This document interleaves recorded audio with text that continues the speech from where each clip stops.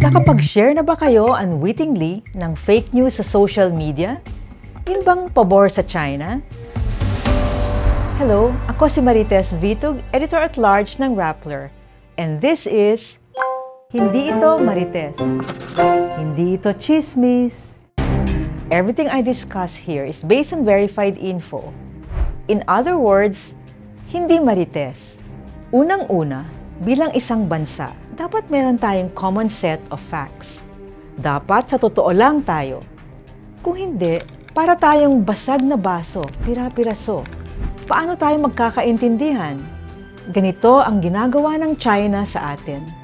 Kasama ng ilang Filipino, pinapakalat nila na mali raw ang desisyon ng International Arbitration Court na nagsabing illegal ang 9-dash line ng China sa West Philippine Sea. Gusto ng China na balewalain itong common set of facts natin. Yan ang unang pakay ng China. Hati-hatiin tayo. Pag-away-awayin tayo. Pangalawa, gusto nilang pagdudahan natin ang sarili nating mga opisyal. Kagaya ni na Defense Secretary Gibo Teodoro at National Security Advisor Eduardo Año. Sila ay napaka-outspoken tungkol sa mga pagmamalabis ng China. Recently, sinabi ng isang Chinese embassy official na pumayag daw sina Teodoro at Año na huwag nang magdala ng construction materials sa BRP Sierra Madre, ang outpost ng Pilipinas sa Ayungin Shoal. Gusto kasi ng China na masira ng tuluyan ang Sierra Madre para makontrol nila ang Ayungin, na atin naman talaga. Nasa exclusive economic zone yan ng Pilipinas.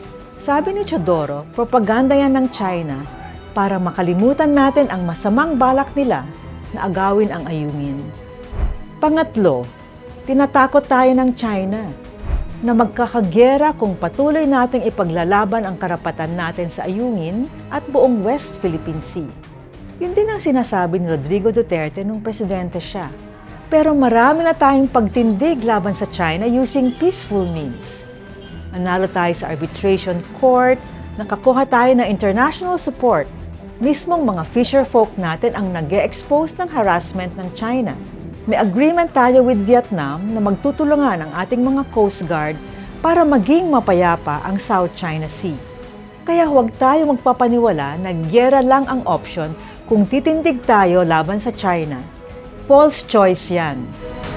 Para sa iba pang trivia videos kagaya nito, sundan ang Rappler sa YouTube, Facebook, X, Instagram at TikTok.